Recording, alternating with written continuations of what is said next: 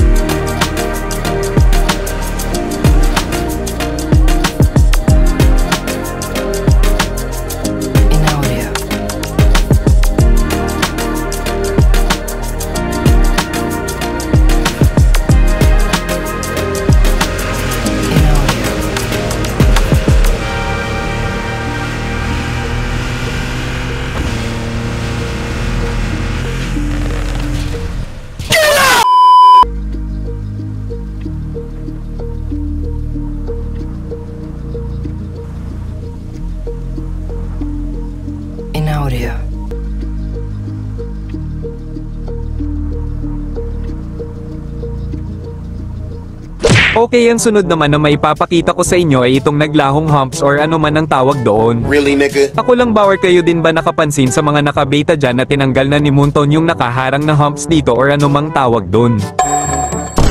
Pero sa wakas natanggal na yung nakaharang dito kasi kung tanda nyo pa yung may guhit dito banda pag dumadaan or dinaanan mo bigla na lang nababasag yung salamin sa kotse mo. The hell, boy? Lalo na sa mga sedan or mga mababang kotse na nilalabas mo basta tumama yon dito matakbasag yung salamin mo at hindi lang yun kasi nagbabag din yung laro. Kung hindi nyo naintindihan yung tinutukoy ko or hindi nyo alam ay papakita ko sa inyo kung ano yung itsura. Let's go! Okay, andito ako sa CPM1 kasi nga wala na ako sa original server sa CPM2 kaya dito na lang sa CPM1 kaya ito yung ganto talaga yung itsura nun. Lintik talaga pag dumaan ka kaya buti na lang naisipan na tanggalin na lang ni Moonton, madami din ata na player yung nagreklamo about dito. Pati nga pala din dito sa may entrance sa bridge sa City 1 tinanggal na din ni Moonton yung parang may bukol dito. Kaya ganto na yung itsura niya, makinis na at maginhawa na pag dumaan ka at pati din siguro yung mga traffic AI masaya about dito. Pero hindi naman talaga totally natanggal talaga pati buto kasi kung nakikita nyo dito may kunti pang natira pero hindi na yun problema basta hindi na mababasag yung bintana sa kotse natin. Okay, sunod naman na maipapakita kong nag-improve dito ay yung dumi sa bintana or sa windshield mga kahamog pero dumi lang sa snow hindi dumi sa lupa. Ganto naman yung quality niya kapag saglit ka lang dumaan sa snow. In audio.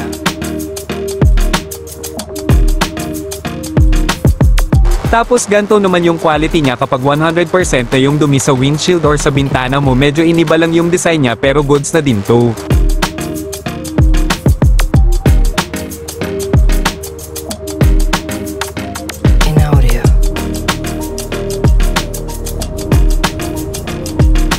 Okay, sunod naman ay yung sa mapa na bago na yung mga itsura ng mga icon dito kagaya sa bahay, businesses mo, car wash, area, mechanic shop or kahit sa anong area or lugar na bago na lahat. Wow! Mas maganda ito kaysa sa lumang icon design, mas malinis pa ganito tignan at maintindihan at sana mabago din yung sa CPM1 pero wag sana igaya dito sa CPM2 para maiba naman. In audio.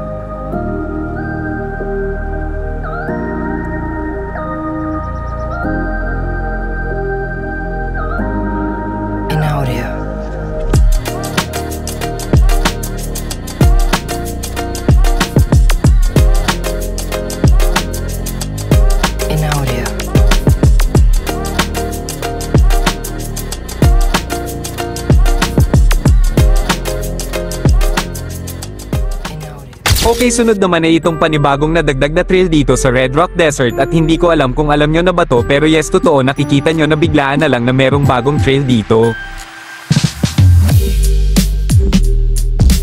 In audio. Makikita nyo ito sa gilid ng bagong garage dito at mayroong pintuan so putol pa lang ito at di ko alam kung idudugtong pa ba ito doon sa bagong trail pero mukhang mababago pa ito sa susunod na update. Kung titignan nyo sa mapa ay hindi nyo makikita yung guhit niya kagaya nito kaya ibig sabihin ay hindi pa tapos yung area na ito or hindi pa tapos yung daanan dito. Kaya hintay na lang tayo kung ano yung magiging itsura. In audio.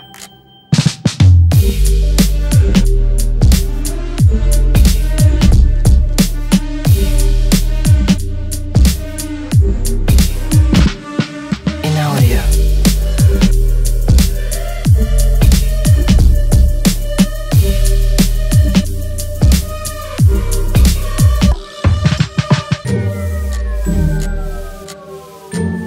In audio.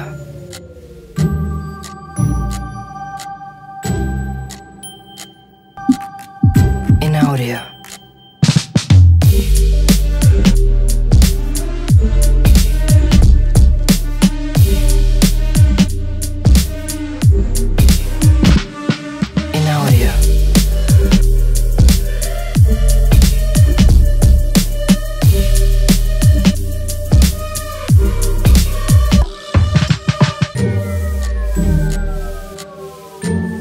In audio.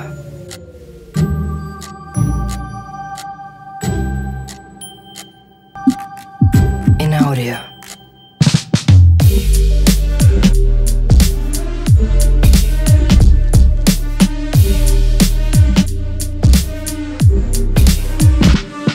In audio.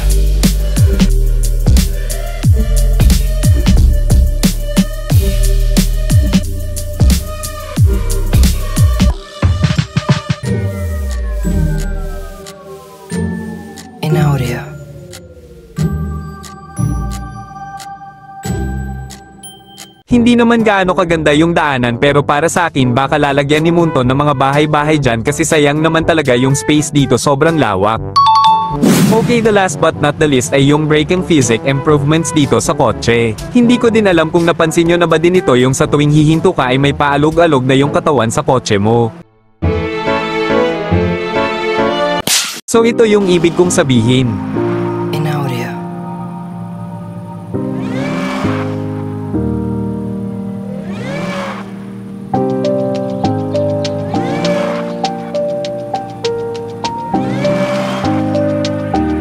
In audio.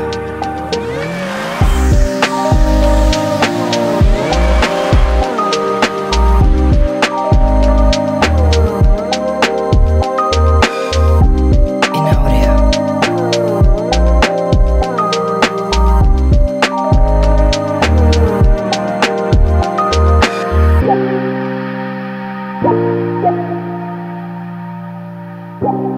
In audio.